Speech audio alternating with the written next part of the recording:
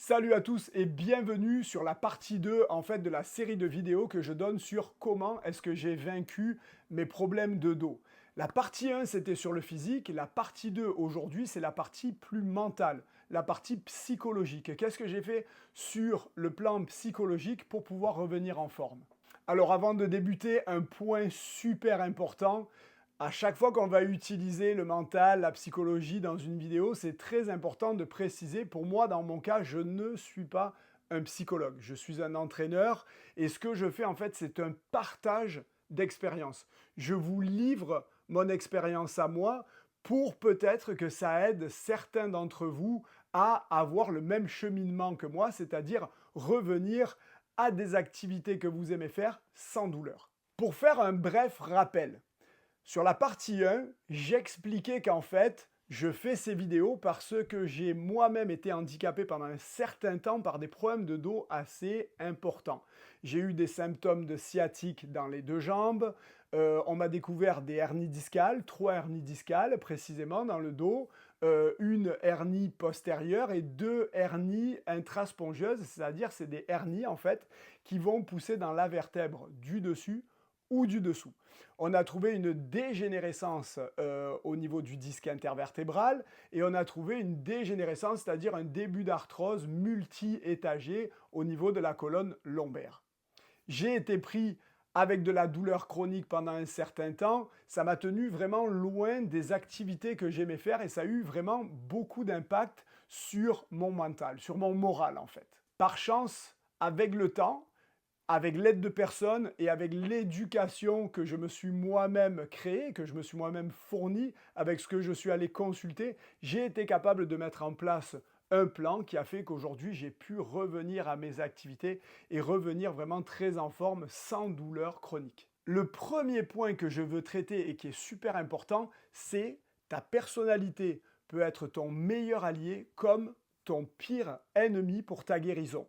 Première des choses, premier exemple, est-ce que tu es une personne qui voit le verre à moitié plein ou le verre à moitié vide? Pourquoi?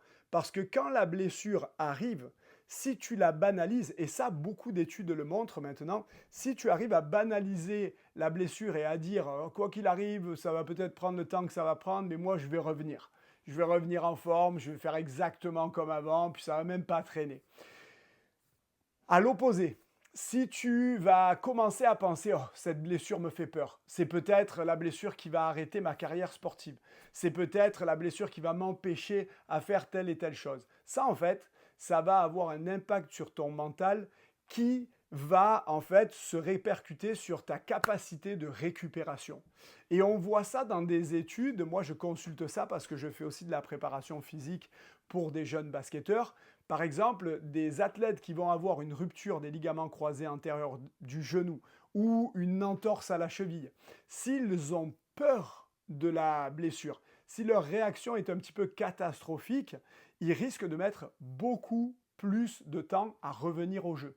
Un autre point qui peut être négatif pour ta récupération, et là ça peut surprendre, c'est si tu es quelqu'un qui veut tout de suite. Si tu es un battant, en fait ça peut être bon dans ta vie de tous les jours, c'est même bon dans ta vie de tous les jours parce que c'est peut-être ce qui t'a permis d'atteindre plusieurs objectifs, mais dans ce cas précis, ton cerveau, la douleur bien sûr est produite par le cerveau, ton cerveau ne fonctionne pas comme ça. Si tu as une douleur dorsale qui est importante, si tu as une douleur tout court qui est importante, si tu vas trop vite et trop fort dans tes exercices de réhabilitation, tu peux entretenir et augmenter la douleur au lieu d'aider ton corps à guérir. Dans un premier temps, ton corps, il veut que tu le mettes dans une bonne condition pour lui guérir tout seul. Si tu le brusques, ton cerveau va maintenir un système, un signal en fait d'alarme qui va maintenir la douleur au niveau de l'articulation concernée. En fait, vous comprenez que c'est donc super important d'être progressif et ça peut être difficile. Moi, par exemple, je suis quelqu'un de toujours proactif. Quand j'ai un objectif, j'essaye de foncer. Puis là, quand on m'a donné mes exercices en fait de réhabilitation à faire, je vais donner un exemple tout bête. Pour certains exercices, j'allais avoir 3 fois 10 répétitions. Donc je me disais, je vais les faire et je vais mettre une certaine intensité. C'était contre-productif parce que en réalité, j'étais capable de faire une série. la première semaine, voire même 0 pour certains exercices. Mais c'est un exemple, j'étais capable de faire une série, j'allais à 3, je mettais trop d'intensité, puis je me déclenchais des douleurs supérieures à celles que je ressentais d'habitude, mais qui allaient durer peut-être 2, 3 jours. Donc je faisais un pas en arrière. Ça m'a pris d'accepter de travailler avec ma personnalité pour être capable d'en faire un petit peu moins et de monter progressivement et surtout de me dire j'ai l'impression d'avoir rien fait quand j'ai fini les séances, mais c'est correct, c'est juste une étape. Un autre point super important et une erreur que j'ai faite personnellement, fais attention quand tu veux jouer à Docteur Google. Je l'ai fait, je le dis, je suis proactif. Qu'est-ce que j'ai fait? Je me suis dit, si tel et tel spécialiste ont du mal à m'aider, ils n'avaient peut-être pas du mal, mais c'est juste que les choses prennent leur temps. J'ai dit, ben moi, je vais regarder ce que j'ai à faire. Et j'ai surcherché sur Google et il y a un problème avec ça. C'est que pour un symptôme, il peut te sortir 100 conditions différentes. Donc tu vas commencer à penser que tu peux avoir des choses plus graves que ce que tu as en réalité. Et tu vas, entre guillemets, t'acheter cette condition et t'enfermer dedans. Et ça risque d'être encore plus dramatique psychologiquement. Alors moi, ce que je conseille, parce que bien sûr, c'est compliqué quand on a un outil puissant comme Internet, de ne pas s'en servir. Et on peut s'en servir intelligemment. C'est vrai que c'est bon de prendre les choses en main, c'est bon d'être proactif pour sa récupération.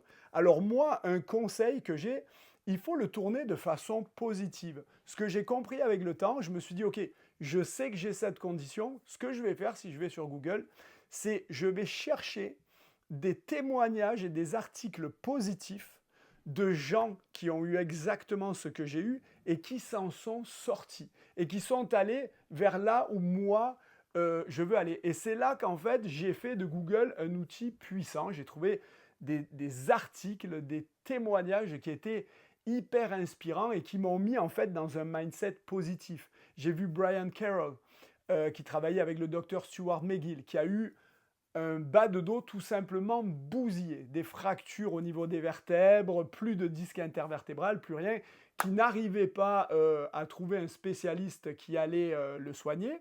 Lui, c'était un champion du monde de powerlifting. En fait, qu'est-ce qu'il a fait? Il est allé voir Stuart McGill qui a vu exactement ce qu'il avait et ça lui a pris du temps. Finalement, il a réussi petit à petit à sortir de ce cycle de douleur qui était très important et je crois que c'est 1 an et demi après, il est remonté sur la plateforme et dans une catégorie de poids différente, il a redécroché un titre de champion du monde. C'est pas mon but, mais c'est quand même inspirant parce que ça montre qu'on peut se sortir du cycle de la douleur et recommencer à faire quelque chose qui nous plaît. Je cite cet exemple-là, mais j'en ai trouvé des tonnes. J'en ai trouvé avec des gens qui courent, j'en ai trouvé tout simplement avec des gens qui veulent jardiner, bref, avec toutes sortes de personnes. Des fois, c'était des articles, des ouvrages, de tout. Ça a été super inspirant et ça a participé à me guider vers de meilleurs jours, en fait, vers une réhabilitation. Le point suivant, essaye de devenir performant à être en santé. Et là, c'est quelque chose qui me fascine, comme je le dis souvent à mon entourage et à mes clients qui viennent me consulter pour des problèmes comme ça. Ce qui me fascine dans nos sociétés, c'est cette capacité qu'ont certaines personnes à vouloir absolument retourner rapidement vers ce qui les a détruits. Ça peut être différents sports, ça peut être tout un tas de choses. On va avoir des gens, ils se blessent, ils reviennent, ils se blessent, ils reviennent, ils se blessent, ils reviennent. Et des fois, c'est des blessures qui sont quand même super importantes, mais ils vivent toujours dans l'espoir de revenir dans ce qui les a blessés, dans ce qui les a abîmés. Et pourquoi? C'est parce que finalement, on finit par se définir par ce que l'on fait. C'est-à-dire que si on est une personne qui fait un sport de force, du powerlifting, qui va faire par exemple du strongman, on va se définir comme ça. Si on est un yogi, souvent on va se définir comme ça. Si on est un basketteur ou peu importe ce que l'on fait, on va se définir comme ça. Donc, c'est notre identité. Et la blessure, c'est le début de la perte de l'identité. On a peur de perdre qui on est. Je reviens encore une fois à mon exemple personnel. Je suis un entraîneur. J'étais un athlète de haut niveau au basketball. Je me suis toujours entraîné Et en fait, je me suis toujours exprimé par mon corps. Si du jour au lendemain, dans ma tête, au moment des blessures, si du jour au lendemain, je perds ça, si je perds la capacité, par exemple, de faire des entraînements assez importants, de faire des choses, bref, par mon corps, d'un point de vue athlétique, c'est qu'est-ce que je deviens? C'est une perte de ce que j'ai créé au fil des années, c'est-à-dire mon identité. Et c'est très, très, très difficile de dealer avec ça, de se dire finalement, je suis un être humain, je ne suis pas seulement ça, je suis capable d'apporter quelque chose et d'être quelque chose dans d'autres sphères. Et cette peur, donc, de perdre notre identité, c'est quelque chose qui, psychologiquement, nous anéantit. Alors, je vous dis tout de suite, avec le temps, le but est quand même de revenir à ce qu'on faisait, mais possiblement plus intelligent. Et il faut en fait respecter ce que sont nos priorités. Le docteur McGill disait dans ses cours, et j'ai trouvé ça super intéressant, chaque cycle de la vie correspond à un type d'entraînement. Si je suis jeune et que je suis un athlète performant, je veux performer, parce que peut-être que je gagne ma vie pour faire ça. Si ensuite je suis une personne qui travaille dans un bureau, ben même si je m'entraîne et que ça me fait plaisir, toujours est-il qu'il faut que je sois au bureau pour gagner ma vie, subvenir à mes besoins et aux besoins de ma famille. Et McGill rajoutait, si moi qui est dans la soixantaine, le but de mon entraînement, c'est de pouvoir donner des conférences de 3 heures debout. En réhabilitation, c'est pareil. Il faut comprendre et il faut travailler psychologiquement pour se dire que pendant cette période, je dois être performant à me remettre en forme et à guérir. Mettre mon corps dans des bonnes conditions pour guérir et ne pas mettre mon corps dans des conditions pour se reblesser. Et après, petit à petit, on ajoute des choses, on monte des étages et on essaye de revenir là où on était. Bien sûr, je le répète, encore une fois, intelligemment, parce que avec des problèmes de dos, une fois qu'une structure a changé, on peut faire des choses intéressantes, mais il faut toujours partir du principe que l'on va devoir gérer une condition pour ne pas avoir de rechute importante. Alors maintenant, je veux revenir un petit peu en arrière pour évoquer ce dont on a parlé, c'est-à-dire votre personnalité par rapport. Comment est-ce qu'on va gérer votre personnalité en fait et quel va être l'impact de votre personnalité sur la rééducation, sur le retour en forme. Et là, je veux citer les travaux d'une personne qui m'a beaucoup inspiré, c'est le docteur Michael Sullivan à l'université McGill. Alors, ce que j'ai découvert, je l'ai découvert par hasard dans un article, parce qu'il était cité dans l'article où il disait que la façon dont on perçoit la blessure, si on a tendance à le voir d'une façon catastrophique, ça va changer drastiquement la capacité de récupération et on est quasiment capable de voir quelle personne va développer de la douleur chronique. Et il a mis en place un système, en fait, c'est Pain Catastrophizing Scale, désolé pour mon anglais, c'est grosso modo une échelle qui va être capable de voir quel est le rapport entre la douleur et le mental. Si on a peur, si on trouve que la situation est catastrophique. Alors c'est super intéressant parce que ça va se baser sur 3 points. Le premier, ça va être la rumination. Est-ce que la blessure va occuper énormément de temps dans notre tête? Est-ce qu'elle est toujours présente? Est-ce qu'on va y penser toute la journée? Est-ce qu'elle va nous faire peur toute la journée? Et moi, je m'aperçois, j'étais un peu comme ça, et je m'aperçois que beaucoup de gens autour de moi qui ont du mal à récupérer parlent tout le temps de leurs blessures. Dans nos séances d'entraînement, ils sont très alertes à ce qui va se passer au niveau de leur corps et finalement, les discussions vont tourner énormément autour de ça. Deuxième point, c'est l'exagération entre guillemets de la douleur. Est-ce que on est capable d'être rationnel sur le niveau de douleur que l'on ressent en fait? Parce que des fois, on va avoir une douleur qui est ici, mais elle est tellement présente qu'on ne sait plus où est-ce qu'elle est sur l'échelle et on va penser qu'elle est là alors que ce n'est pas vrai. Le troisième point, j'ai noté sans issue, impuissant, c'était helpless. en fait en anglais, et on va avoir tendance à penser que rien n'y fera, que rien de ce que l'on fait fonctionne et que personne ne peut nous aider.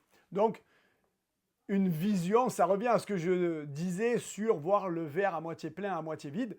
Cette échelle-là, en fait, va aider le thérapeute qu'il a dans les mains à orienter la réadaptation, la thérapie. Est-ce qu'une personne va avoir plus besoin juste de rehab, c'est-à-dire d'aller voir un thérapeute du sport ou d'aller voir un physio ou quelqu'un comme ça? Est-ce que ça va suffire?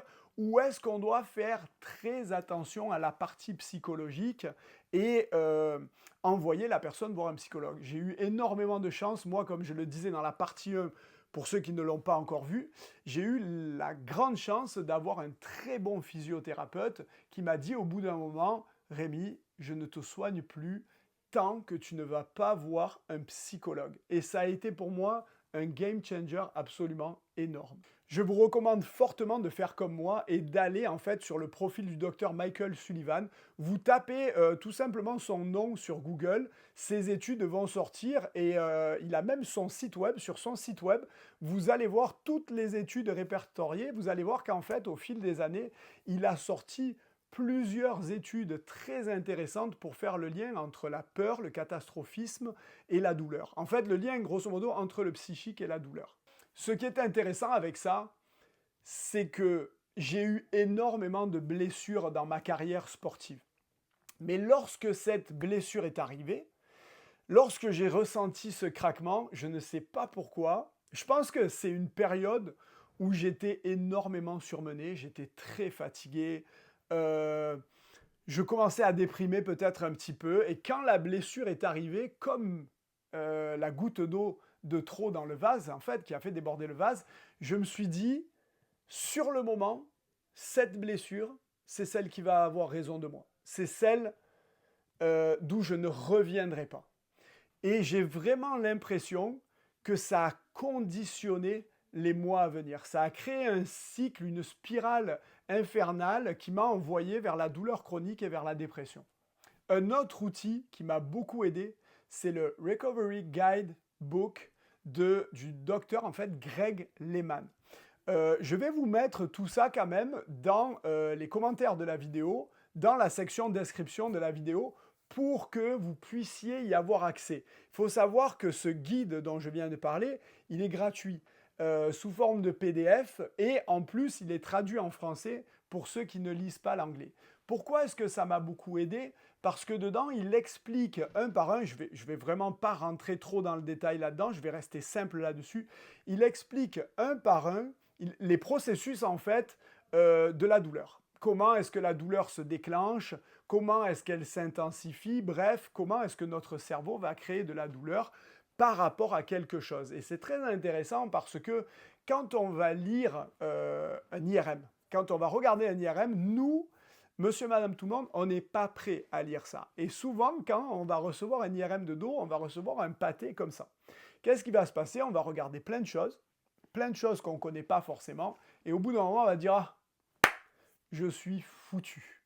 Et ça, c'est vraiment pas bon. On regarde l'IRM, on a 30 ans, 35 ans, et on va se dire « Oh, j'ai le corps, j'ai la colonne vertébrale d'une personne de 70 ans. » Ok, mais en réalité, c'est pas toujours pour ça. C'est pas vrai déjà, premièrement. Ça arrive souvent qu'on trouve des choses au niveau de la colonne vertébrale, et ça arrive souvent qu'on voit sur les études que une condition que l'on voit sur une colonne vertébrale ne correspondent pas à une douleur, parce qu'on voit beaucoup de gens qui ont des lésions qui sont asymptomatiques et vice-versa. Je me rappelle dans mon cours avec l'équipe du Stuart McGill, on disait en fait, il nous montrait une colonne vertébrale où il n'y avait quasiment aucun problème, une colonne vertébrale qui paraissait vraiment abîmée. Ben, celle qui était abîmée, c'est une personne qui était dans sa vingtaine, qui faisait du snowboard, et quand en fait l'enseignant nous a dit qu'est-ce qu'il perçoit comme douleur,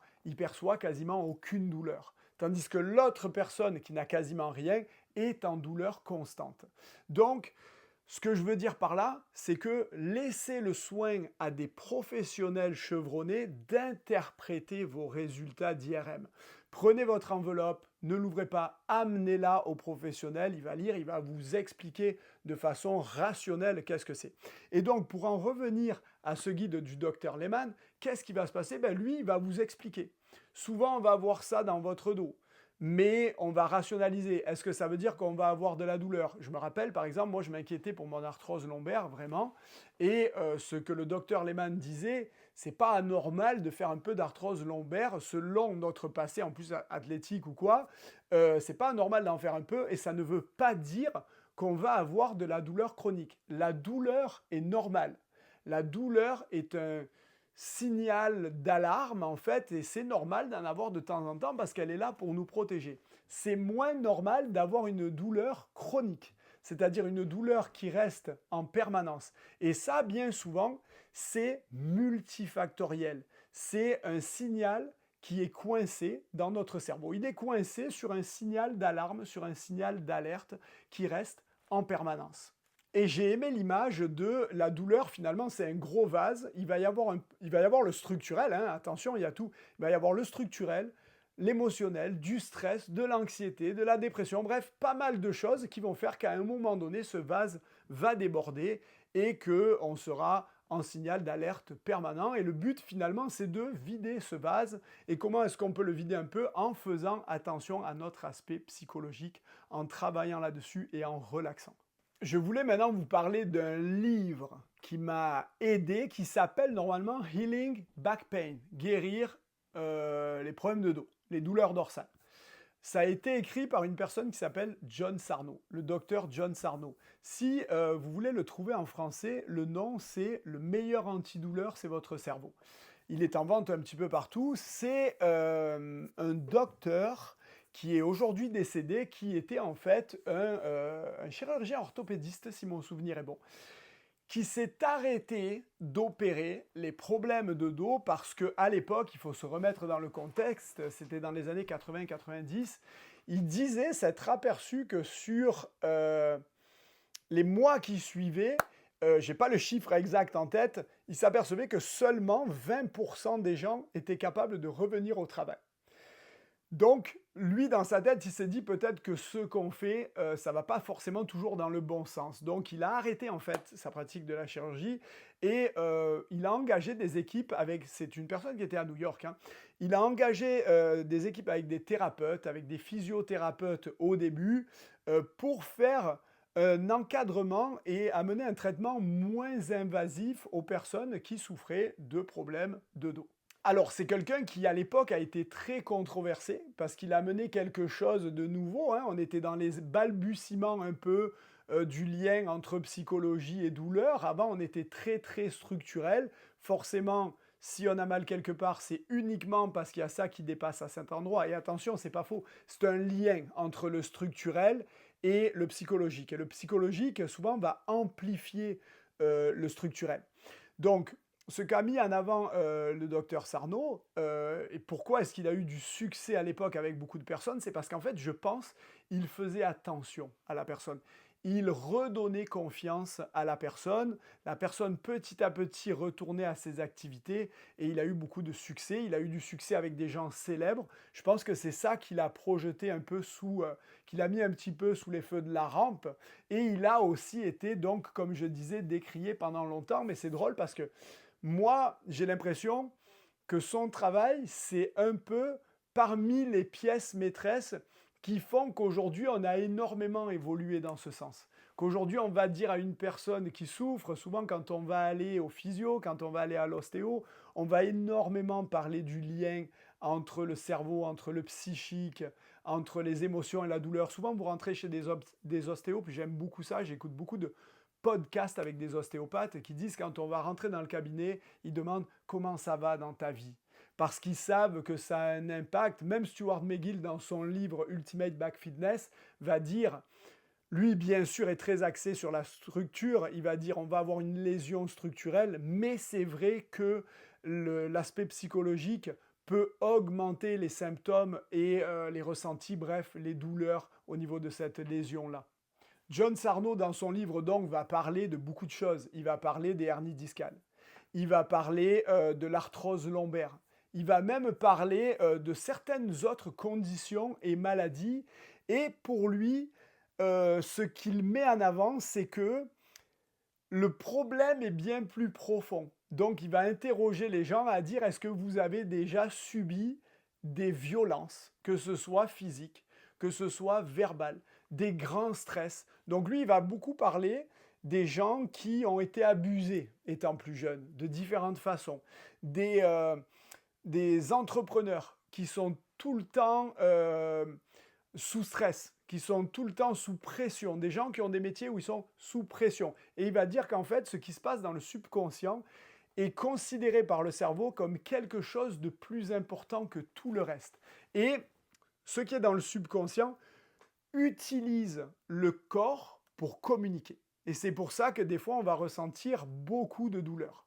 Selon lui, tout ce stress créerait des tensions au niveau des muscles en bas du dos qui empêcheraient, entre guillemets, la bonne circulation sanguine et ferait en sorte, en fait, que les muscles du membre inférieur et du bas du dos seraient, entre guillemets, mal fournis en nutriments. Donc ça n'a jamais été réellement prouvé par la science, mais toujours est-il que dans le principe, ça ressemble à beaucoup de choses que des gens manifestent. Moi, par exemple, pour me reprendre un exemple, j'étais capable de faire varier mes symptômes de 80% dans une journée. Si je me levais avec un mauvais mood, j'étais dans mon lit, mal, avec des douleurs dans le dos, avec des symptômes dans les jambes, des symptômes, des picotements au niveau de la peau, des brûlures, des trucs comme ça. Il suffisait que j'ai une bonne nouvelle, quelque chose qui me remontait vraiment énormément pour que j'ai une amélioration assez grosse pour pouvoir aller me faire un 10 minutes de course l'après-midi. Et j'avais beaucoup de up and down parce que ça allait bien sûr avec mon état psychologique. La méthode de Sarno dit aussi de d'écrire énormément tous les jours et de se répéter qu'on est encore bon à faire quelque chose, qu'on n'est pas détruit, que tout va revenir. Et il encourage d'ailleurs les gens à suivre bien sûr les étapes de son livre, parce que lui dit, lisez-le plusieurs fois, tous les jours écrivez comment est-ce que vous vous sentez, prenez conscience de comment vous êtes psychologiquement et revenez progressivement et intelligemment à ce que vous faisiez avant. Donc il veut qu'on se réapproprie notre corps. Moi personnellement, je l'ai fait. Je l'ai fait étant donné qu'à un moment donné, moi, j'étais pas du genre à lire 30 fois le même livre. Je l'ai lu peut-être, j'ai relu plusieurs fois certains passages pour qu'ils me rentrent dans le cerveau et pour que ce soit positif. Alors, vous allez peut-être dire, il se peut que ce soit un placebo. Tout à fait. Aucun problème avec ça. À partir du moment où ça donne des résultats, on accepte tout. Parce que quand on est en douleur et qu'on va mal, le principal, c'est de ne plus être en douleur. Donc moi, je suis rentré dedans. Puis finalement, en écrivant, ça allait de pair avec une psychothérapie. J'arrivais à voir ce qui allait pas. J'arrivais à voir ce qui allait pas, j'arrivais à accepter certaines choses. Puis finalement, petit à petit, je suis revenu à marcher plus, je suis revenu à faire plus de choses parce que je me suis dit, c'est pas vrai que je vais finir comme ça, il faut que j'avance, il faut que je reprenne les rênes. Et ce livre donc m'a énormément aidé pour ça. Le point majeur maintenant de ce témoignage, la psychothérapie. Et c'est pour ça que maintenant, je suis un grand avocat de la psychothérapie et je pense carrément que tout le monde aurait un bénéfice à aller voir un bon psychothérapeute. Et surtout à le faire quand ça va bien. Ne pas le faire quand ça va mal et qu'on est dans une urgence. Peut-être on peut sentir que quelque chose couvre ou on se pose des questions dans notre vie sans forcément que ça aille très mal. Allez voir un psychothérapeute parce que je n'exagère pas. J'ai appris qui j'étais à 39 ans en psychothérapie.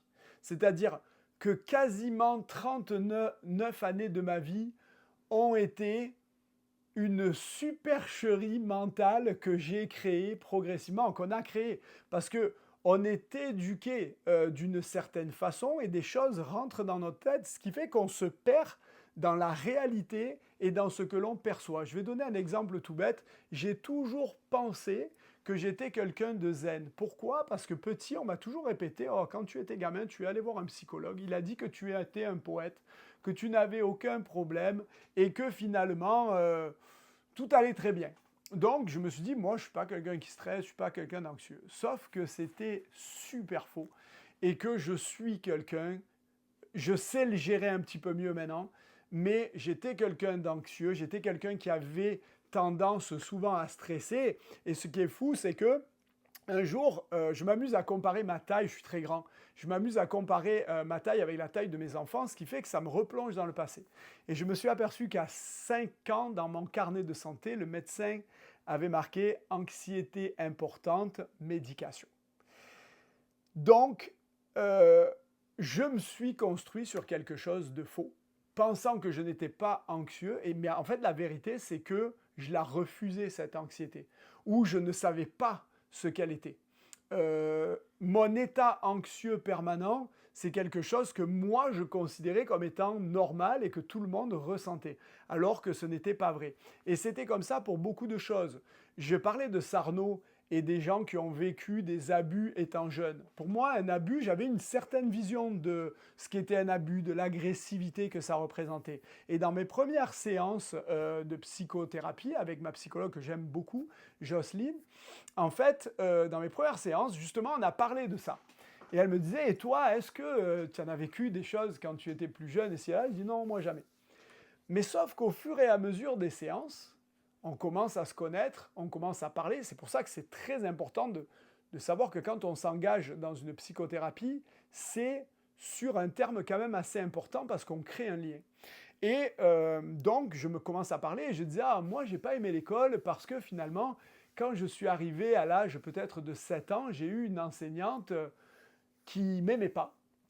Elle me mettait devant et tous les jours, c'était littéralement de l'intimidation mentale et physique. Elle me tirait les cheveux, elle me mettait des gifles, elle me disait que j'étais nul, et c'était permanent, c'était tout le temps.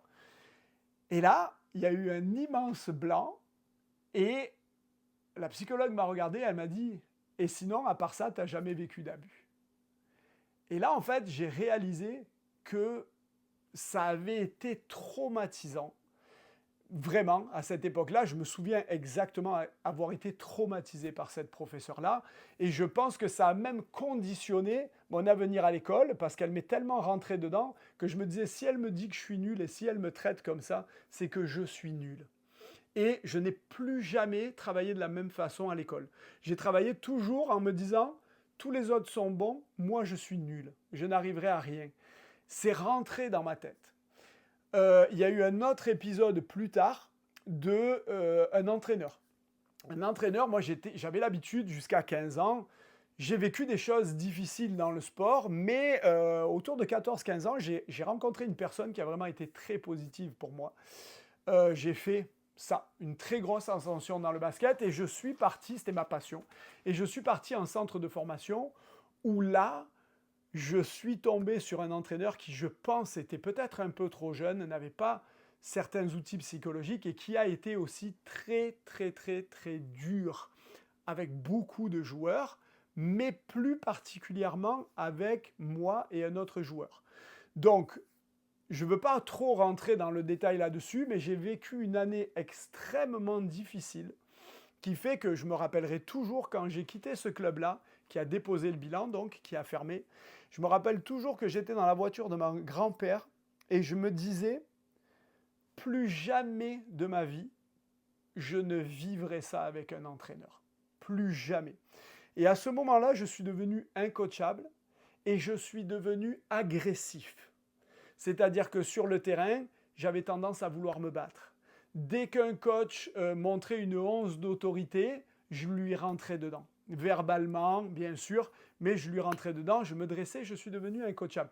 Et ces mauvaises expériences ont construit la personne que je suis devenu au fil des ans sans m'en rendre compte. Je suis devenu un basketteur agressif, un joueur agressif.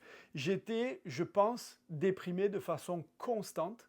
J'étais toujours en recherche de donner mieux parce que j'avais l'impression que j'étais nul et qu'il fallait que je fournisse plus, jusqu'au moment où j'ai arrêté le basket. Bien sûr, j'aimais plus le basket parce que c'est plus un plaisir. Je pense que j'ai arrêté d'aimer le basket à l'âge de probablement 18-19 ans.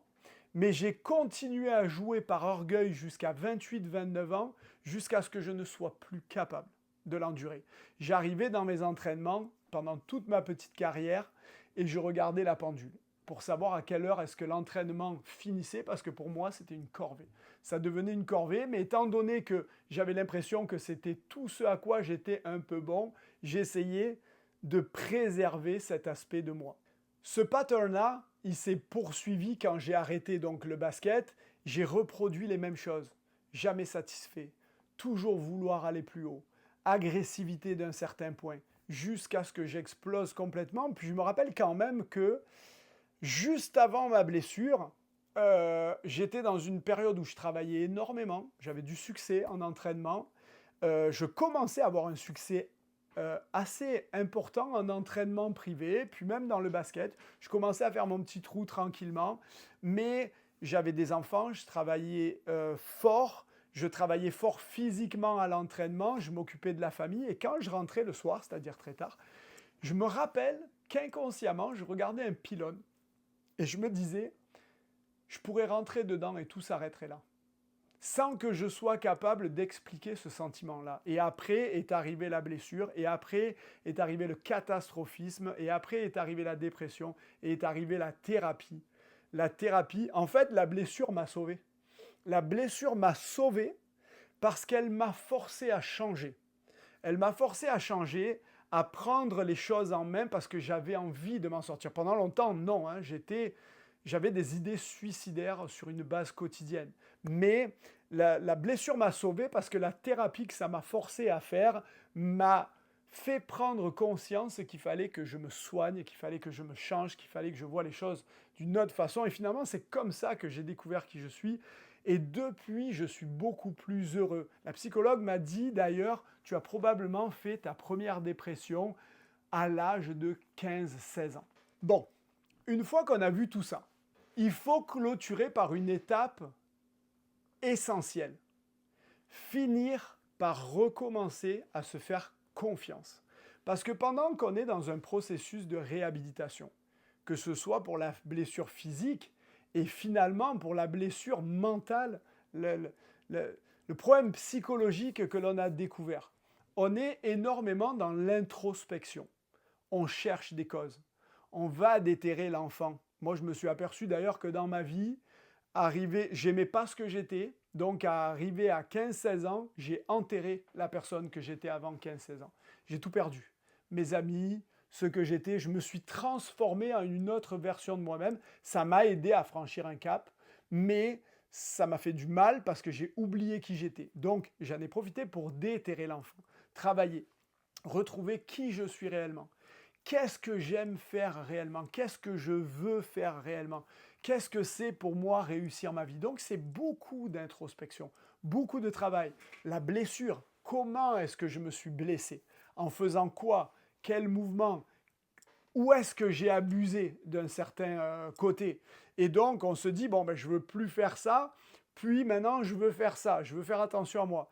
Sauf que si on veut continuer à s'épanouir, il y a un moment où il faut volontairement limiter l'introspection. C'est-à-dire on a appris des choses, mais on se dit il ne faut pas non plus que ça devienne un frein. Et là, il faut recommencer finalement à se faire confiance. Et c'est facile à dire, mais ce n'est pas facile à faire. Moi, ça m'a pris un bon moment où j'étais très conservateur dans ma façon de faire les choses, dans ma façon de travailler, dans ma façon de m'entraîner. Après, moi, j'ai compris une chose. C'est que de la façon dont j'ai été éduqué et de la façon dont je me suis construit, en fait, le travail me plaît, je suis passionné par mon travail, mais je ne suis pas une personne obsédée par l'idée de faire de l'argent et de trop travailler.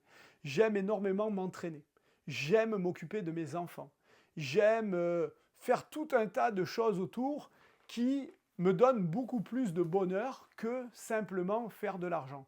Donc, pendant peut-être 4 ans après la blessure, je me suis entraîné, oui, mais avec un certain frein. J'ai fait certaines choses, mais avec un certain frein. Puis un beau jour, en 2024, je me suis réveillé, puis je me suis dit, c'est fini. Et avant ça, c'est fou, parce que l'image que j'ai, puis celle dont je parle souvent, quand je fais des petites conférences ou quand je rencontre des clients là-dessus, c'est que avant ce déclic-là, j'avais l'impression, je me disais c'est fou parce que j'ai 39 ans, ça c'était pendant la blessure, et j'ai l'impression d'en avoir 75. Et ça a duré pendant longtemps. J'avais 42 ans, je dis, je me sens comme si j'avais 75 ans ici et là. Mais ce jour, en 2024, quand j'ai décidé de me dire, je me refais confiance, allez, let's go. J'ai mal encore à ma hanche, hein. Vous savez qu'un problème de dos, des fois, quand c'est persistant, ça fait en sorte qu'il y a un certain déconditionnement derrière, puis d'autres douleurs vont pousser un petit peu partout. Moi, ça a été l'épaule. Je me suis déconditionné, on dirait que toutes mes blessures de basket sont ressorties. J'ai eu mal à l'épaule, ça descendait dans mon bras, j'avais mal à mon cou, j'avais mal à ma cheville que j'ai eu de fracturer, j'ai eu mal au genou, bref, j'ai eu mal partout. Donc, on se déconditionne, j'avais un peu mal à la hanche et je me suis dit, c'est pas grave. Et j'ai lancé un défi à un ami à moi qui, tristement, l'a relevé à moitié. J'ai dit, cette année, on va courir un 5 km, un 10 km, un demi-marathon, 21 km, et je vais repasser ma barre de 120 kg au bench press. Finalement, ma barre de 120 kg, je l'ai repassée super rapidement. Mais au fur et à mesure que je suis rentré dans cet objectif en fait de course à pied, je me suis vu pousser des ailes. Et je pense que c'est aussi un peu la puissance des objectifs d'endurance. C'est-à-dire que les entraînements d'endurance, c'est addictif. Pourtant, j'ai tout fait. J'ai fait de la force, j'ai fait du basket, de tout. Les entraînements d'endurance, c'est addictif parce qu'on voit notre état de santé qui s'améliore petit à petit. On voit notre condition physique qui s'améliore drastiquement. Notre sommeil s'améliore drastiquement. Et au plus, c'était très progressif, hein. J'ai commencé, je crois, par 12 ou 15 minutes de course. Mais, donc au début, j'avais un doute, ma hanche était un peu douloureuse. Mais finalement, avec le volume qui s'est greffé, petit à petit, les douleurs à la hanche ont commencé à disparaître ou à vraiment s'estomper. Et voyant ça, voyant comme je me sentais bien, j'ai mis en place une bonne diète. J'ai fait très attention à mon alimentation. J'ai commencé à aller me coucher à 9h30 le soir et je me suis vu obsédé par l'idée d'atteindre ces objectifs et pour la première fois depuis longtemps, animé par quelque chose. Et j'ai réussi.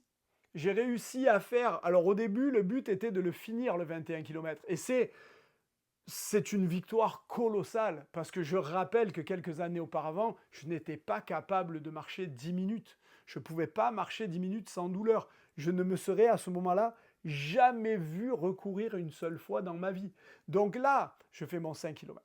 Là, je réussis mon 10 km et en 50 et quelques minutes, c'était pas mal. Et là, je me dis, allez, le 21, c'est chill. Je me prépare bien. J'ai pris des programmes tout simples. La clinique du coureur, site web, programme gratuit, let's go. Je me suis dit, au moins, ça me donne quelque chose à suivre et ça a été excellent. Et là, ça allait tellement bien pendant la préparation que mon esprit compétitif a un peu repris le dessus. J'ai dit, finalement, je ne veux pas juste le finir, je veux le finir en moins de 2 heures. J'ai perdu 11 kilos dans le processus.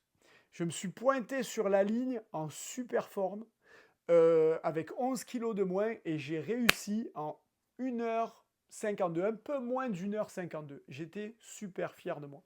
Et ça, ce qu'il faut garder à l'esprit, c'est que quand on est rendu à cette étape-là de se refaire confiance, si on veut, et c'est comme tout, hein, je sors un peu du sujet des problèmes de dos, c'est super important de se donner des objectifs qui vaillent la peine et qui signifient quelque chose pour nous.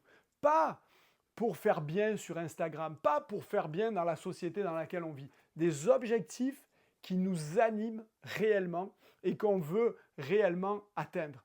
Moi, je l'avais trouvé et ça a décuplé ma motivation tout au long du processus. En fait, il faut savoir que là, la motivation, c'est le 21 km, c'est aller bien, c'est me remontrer que je suis capable de faire quelque chose.